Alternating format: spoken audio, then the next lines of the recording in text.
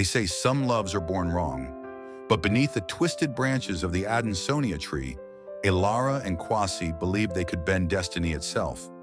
In a land where the sun scorches the savanna and the wind sings ancient songs, two tribes, the Maasai and the Ashanti, existed like opposing poles of one African soul.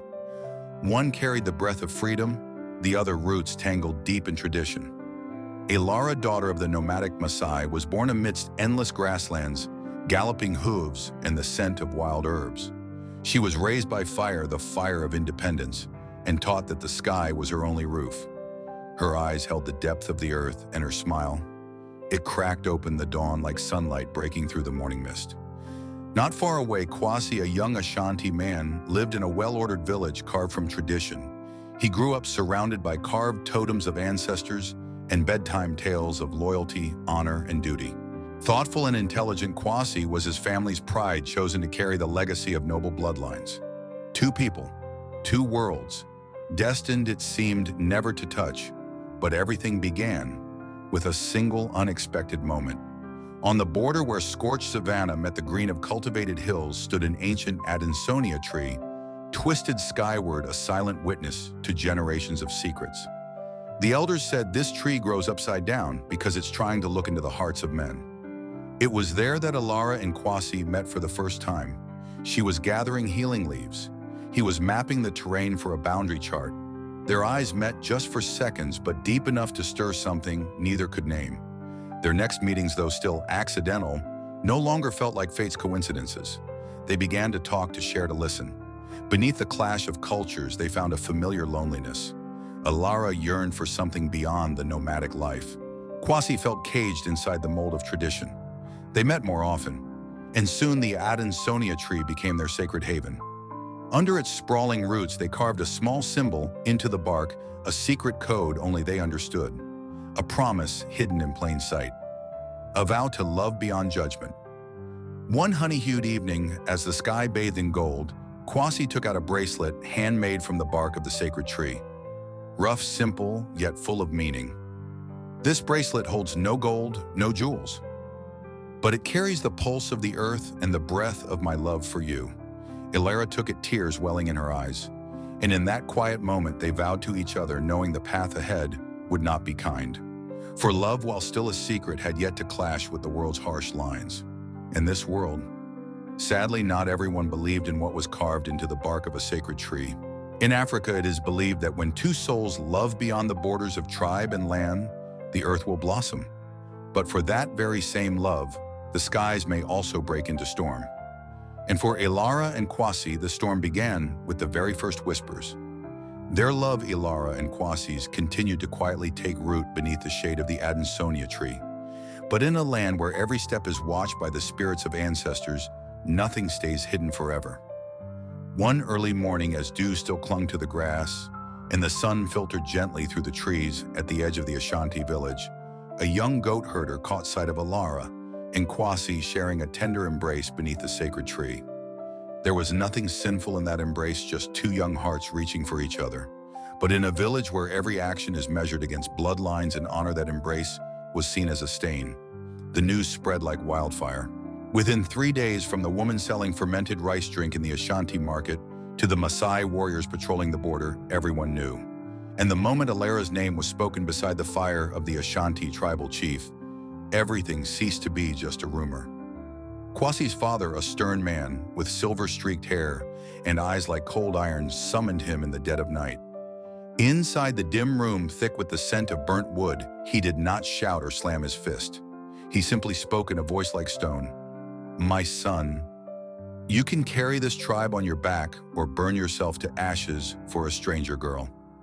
Kwasi sat in silence. He understood this was no longer a matter of personal feeling. It was about ancestors' honor and the political future of an entire people. The family gave him a choice, or rather an ultimatum.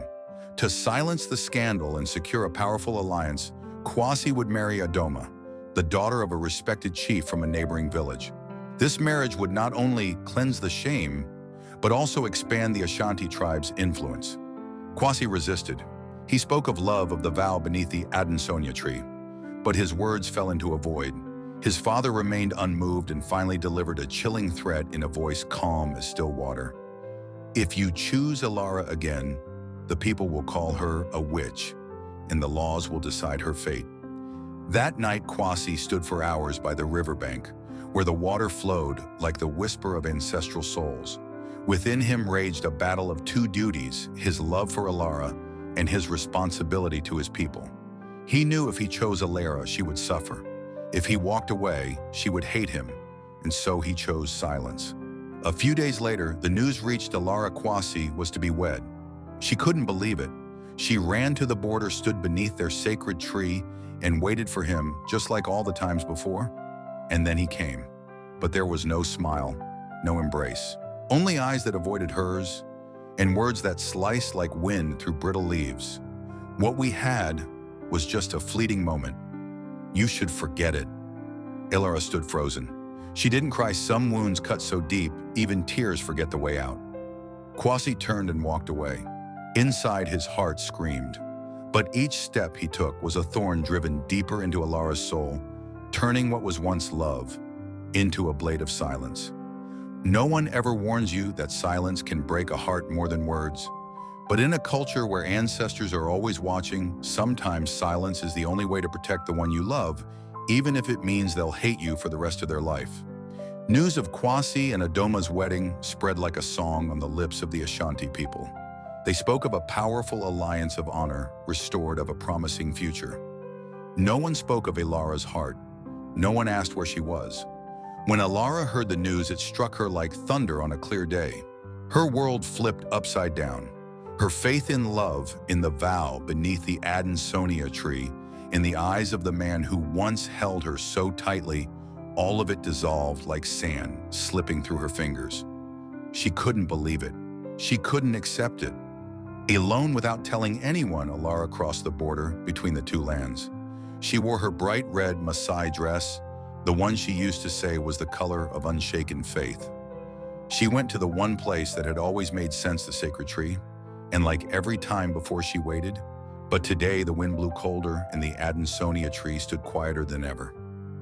Kwasi came. He wore his Ashanti ceremonial robe, golden embroidery at the collar. His eyes were no longer those of the young man she once knew. He stood a few steps away. He did not move forward. He did not bow. "Why?" Elara asked. One word, and within it, 1,000 wounds. Kwasi swallowed hard. He wanted to scream the truth, that he loved her, that everything he did was to protect her, that his heart had stopped beating the day he chose to walk away. But instead, he simply replied coldly, "Because you were a dream, and life is duty." Elara didn't just break, she crumbled into dust. And when he turned and walked toward his wedding, she understood the man she once loved had died that day. The wedding unfolded like a sacred ritual. Drums thundered. The Ashanti dancers dazzled. The whole village roared in celebration for Kwasi, the son who had returned to the right path. Adoma appeared like a goddess, graceful, poised. But no one noticed the way she looked at Kwasi, not like a victor, but like a woman stepping into a hollow union. From afar atop a red sand hill, Elara watched. No one knew she was there. The sun cast its glow on her tear-streaked face. She clenched the bracelet Kwasi had once given her, the symbol of a love now dead. And then she let it go. The bracelet fell to the ground. It split in two, just like her. That night, as the wedding drums finally fell silent, Elara left the village. No goodbye, no last glance. She walked straight into the desert, a place no one dared venture alone. They say that for weeks afterward, her family searched everywhere, but found no footprints, no cooking smoke, only wind drawing circles in the sand like a curse, like a full stop to a love that once burned so brightly. For a man, regret may come late, but for a woman who gave all her trust, sometimes disappearing is the only message she leaves behind. Many years passed like the wind sweeping across the dry fields. The once grand wedding was now just a faded memory. Kwasi had become a true leader of the Ashanti tribe, tough, respected, and lonely. Adoma was still by his side. She played her role as a wife well. They didn't argue. There was no coldness, but there was no love either. On quiet nights, as the small fire in the hearth dwindled, Adoma would often catch Kwasi's gaze drifting toward the west, where the Maasai plains blurred in the dust. She didn't ask. She knew in her husband's heart there was a desert that had never been filled. On the other side of the border, the Maasai tribe was no longer a land of singing and hunting. The mysterious disappearance of Elara had been the talk of the village for many moons. But as time passed, the stories about her slowly turned into legends. They called her the spirit of the desert, the woman who turned herself into dust. Then, disaster struck. A devastating drought lasted for months. The water dried up, the earth cracked, food became scarce. Both Maasai and Ashanti were plunged into despair. Children were mere skin and bones. The elderly quietly passed away like lamps running out of oil. Then the plague arrived, a strange fever that drove people delirious, their skin dry like burnt leaves. The old medicines no longer worked. Ancestor prayers weren't enough. Both tribes looked at each other across the border, but no one spoke. Until one day a group of desperate Ashanti wandered into the desert searching for medicine. They never expected to find Elara. She was no longer like the people they once knew. She wore a long cloak, her hair braided in neat knots, her gaze calm like the surface of a lake at night. Elara had survived using ancient herbal knowledge learned from the nomads she had met during her years of wandering. She held no bitterness toward life nor toward anyone. But when she saw the parched faces and desperate eyes, she didn't turn away. Elara agreed to help. She led the group to a secret rock cavern where an underground stream had never run dry. She taught them how to find fever-curing roots, how to prepare the medicine properly. No need to pray to the ancestors, just understanding the land. News of the woman of the desert reached Kwasi. At first he didn't believe it, but one night in a dream he saw that gaze again, Elara's eyes beneath the tree from years ago. Silently he left the village alone, crossing the border. He found her exactly where the underground stream flowed. They stood there looking at each other. No one spoke. The desert wind blew through as if it wanted to tell the forgotten years. For the first time in many years, Kwasi cried. He confessed everything, the threats, the fear, the foolish silence he thought was protection. Elara said nothing, but her eyes softened.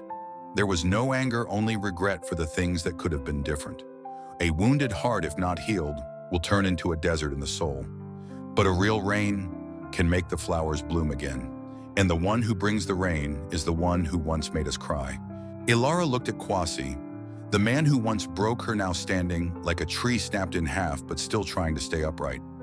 He trembled as he confessed for the first time in years that he had lived like a soul trapped in a body because their love hadn't died, it had been buried alive. Elara remained silent for a long time. Then she spoke, her voice soft like the breeze. When you left, I lost my entire world. But in the place that felt like the end of everything, I learned how to build a new one. They said no more. But in their eyes there was forgiveness, not because the past deserved it, but because they deserved a different beginning. Meanwhile, the plague still raged. The crops were dry, the riverbeds cracked. Both tribes were on the brink, and for the first time in centuries they agreed to send envoys to meet. The Ashanti were led by Adoma. The Maasai brought along their elder, the one who had raised Elara. Adoma stepped into Elara's tent carrying no bitterness, no pride. Only the quiet resolve of a woman who once held everything and was now ready to let go. I know. I was never the one he truly chose. But I also know I don't have to live forever in a bond without love. Elara looked at her, the woman once thought to be a rival, with deep respect. Adoma gave a faint smile. You loved him with your whole heart. I was married to a shadow. And then in a decision that shocked both tribes, Adoma chose to end the marriage. She declared she would pursue her own path, not as someone's wife, but as a leader for the women forgotten in war and disaster. A new matriarch was rising. Inspired by Adoma's courage, the elders began re-examining their rigid customs. Elara and Kwasi, now seen as the ones who had saved hundreds of lives, became living symbols not just of love, but of forgiveness and the strength to rise beyond tradition, to live truthfully. One morning, as the first rays of sun touched the cracked earth, both tribes gathered under the upside-down Adansonia tree. There, Elara, wearing a robe the color of soil, and Kwasi, in traditional yet humble attire, stood hand in hand before the villagers. There was no grand wedding, no drums, no fanfare, only the wind, the sunlight, and the blessing of two bloodlines once thought impossible to unite. The Maasai elder placed his hand on Elara's shoulder and smiled. You have returned, not just to us, but to yourself. The Adansonia tree, once dry for decades, had bloomed for the first time, and the people said it was a sign when the human heart softens enough, the land and sky will heal on their own. True love isn't something that never breaks. It's something that, even when shattered, can be mended with courage, forgiveness, and the strength to rise from the ashes. What tradition may tear apart the human heart, if vast enough, can piece back together?